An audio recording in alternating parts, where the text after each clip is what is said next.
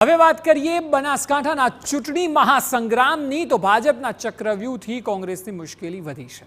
કોંગ્રેસે ઉમેદવાર મજબૂત ઉતાર્યા છે, જો કે ભાજપે જેવી રીતે ચૂંટણીના મેદાનના સોગઠા ગોઠવ્યા છે તેનાથી કોંગ્રેસના સમીકરણ બદલાઈ પણ શકે છે।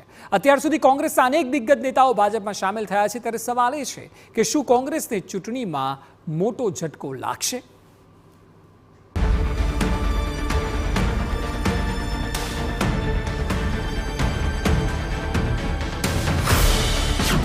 ભાજપના ઓપરેશનથી ખળભળાટ।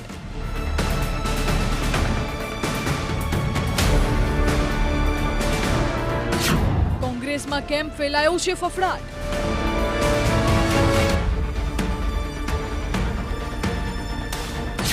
નેતાઓની એક્ઝિટથી કોની વધી પરેશાની?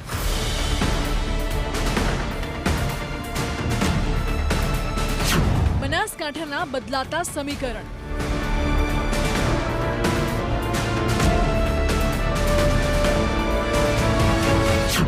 કોંગ્રેસને થશે મોટું નુકસાન?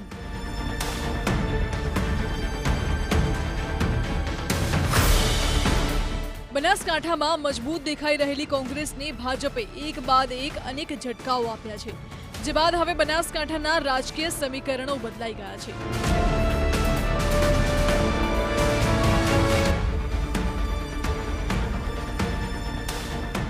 ગેનીબેનને ઉમેદવાર જાહેર કરી કોંગ્રેસે ટ્રમ્પ કાર્ડ તો ઉતાર્યું। ગેનીબેને તાબડતોડ પ્રચારની શરૂઆત પણ કરી દીધી। જો કે કોંગ્રેસના ગેનીબેન જેમ જેમ ચૂંટણીના રણમાં હાવી થતા ગયા તેમ તેમ કોંગ્રેસમાંથી પૂર્વ ધારાસભ્યો અને પદાધિકારીઓ ભાજપમાં ભળતા ગયા। બનાસકાંઠાની બેઠક પર જાતિવાદી નેતાઓનું પ્રભુત્વ હોય છે એ ભાજપ સારી રીતે સમજે છે, એટલે મતદારોને એક તરફી કરવા માટે ભાજપે ડીસાના પૂર્વ ધારાસભ્ય ગોવાભાઈ રબારી અને ધાનેરાના વર્તમાન ધારાસભ્ય માવજી દેસાઈને ભાજપમાં ભેળવ્યા। જોકે ત્યારબાદ પાલનપુર બેઠક પર કોંગ્રેસના પૂર્વ ધારાસભ્ય મહેશ પટેલ કે જેમનું પણ વર્ચસ્વ છે, 45,000 જેટલા પાટીદાર મત છે, જેને જોઈને ભાજપ એ મહેશ પટેલને પણ ખેંચી લીધા। ત્યારબાદ ધાનેરામાં પીઢ કોંગ્રેસિયા અગ્રણી ગણાતા અને કોંગ્રેસમાંથી 2014માં લોકસભાની ચૂંટણી લડેલા જોઈતા પટેલ કે જેમનું વર્ચસ્વ પણ ધાનેરા વિધાનસભાની બેઠક પર છે, મોટા પ્રમાણમાં ચૌધરી મતદારો છે અને જેને લઈને ભાજપે જોઈતા પટેલને પણ મેળવી લીધા। અને ત્યારબાદ ડીસામાં ઠાકોર સમાજના બે અગ્રણી લેપજી ઠાકોર અને ભરત ધૂખને પણ મનાવવામાં ભાજપ સફળ રહ્યું।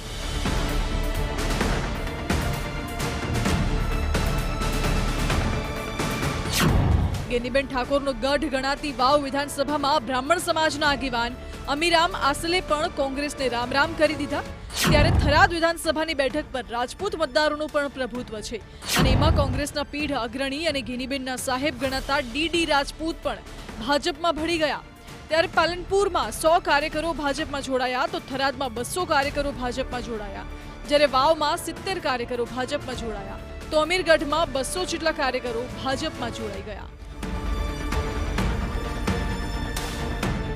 આમ બનાસકાંઠાની 7 વિધાનસભામાં કોંગ્રેસમાં ગાબડા પડ્યા છે અને પૂર્વ ધારાસભ્યો સહિત અગ્રણીઓ પણ ભાજપમાં જોડાયા છે।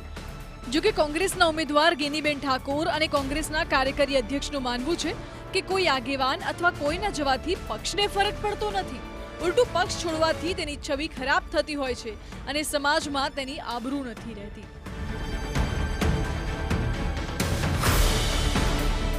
જિલ્લામાં ગેનીબેનના આવવાથી ચૂંટણી એક તરફી દેખાય છે। દર વખતે કોંગ્રેસમાં ઉમેદવાર ઘોષિત થતો ત્યારે ક્યાંક ને ક્યાંક વિરોધાભાસ થતો।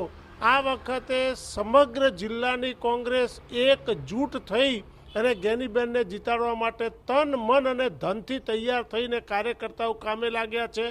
એ દિનેશ ગઢવી હોય, કાંતિ ખરાડી હોય, જિગ્નેશ મેવાણી હોય, લક્ષ્મીબેન કરેણ હોય, પીનાબેન ઠાકોર હોય, મુકેશભાઈ ચૌહાણ હોય કે આશાબેન રાવળ હોય, દરેક સમાજના પછી સેલ અને મોરચાના પ્રમુખો હોય, દરેક સમાજના લોકો, દરેક વિવિધ મોરચાના લોકો ખભે ખભો મિલાવી અને ગેનીબેનને જીતાડવા માટે તનતોડ પ્રયત્ન થતા હોય એવું મને જિલ્લાના પ્રમુખ તરીકે લાગી રહ્યું છે। કોઈ પણ જાહેર જીવનની વ્યક્તિ માટે કે પોતાના એક વ્યક્તિગત સ્વાર્થ માટે નહીં, પણ જે વિચારધારામાં હોય કે જેણે જે પક્ષે એમને મોટા કર્યા હોય એની પરિસ્થિતિ વિપરીત હોય ત્યારે એને કંધે કંધો મિલાવીને મેદાનમાં આવી અને લાંબા સમય માટે કે આવનાર ભવિષ્ય માટે તમામ સમાજોનું હિત કઈ રીતે હાચવાય, રાજકીય રીતે, સામાજિક રીતે અને આર્થિક રીતે એ વિચાર કરવો પડે.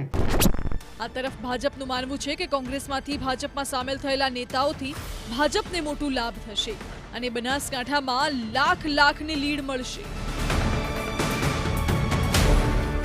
અને નરેન્દ્રભાઈ મોદીના માટે બધાને લાગણી છે, પ્રેમ છે અને જે રીતે વિકાસના કામો આ દેશ માટે ને રાજ્ય માટે થાય છે એટલે સ્વાભાવિક છે કે દરેકની ઈચ્છા થાય કે આ નરેન્દ્રભાઈના આ યજ્ઞની અંદર આહુતિ આપવાનું કામ દરેક લોકોનું મન થાય અને કરતા હોય છે.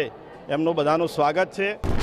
બનાસકાંઠાના જાતિગત સમીકરણની વાત કરીએ તો ઠાકોર મતદારો 3.40 લાખ છે, ચૌધરી 2.70 લાખ છે, રબારી મતદાર 1.59 લાખ, જ્યારે આદિવાસી મતદારો 1.72 લાખ અને દલિત મતદારો 1.60 લાખ છે. લઘુમતીઓ 1 લાખ છે, બ્રાહ્મણ 90,000 છે. આમ ભાજપે એક બાદ એક સમાજમાંથી આવતા નેતાઓને પોતાના પક્ષમાં લઈ લીધા છે અને જીતના સમીકરણ સેટ કરી લીધા છે. ત્યારે હવે જોવાનું એ છે કે બનાસકાંઠાની જનતા પોતાના સમાજના નેતાઓની પાછળ ચાલશે કે પછી પોતાનો અલગ જ મિજાજ બતાવશે. બનાસકાંઠાથી અતુલ ત્રિવેદી સાથે બ્યુરો રિપોર્ટ, TV9.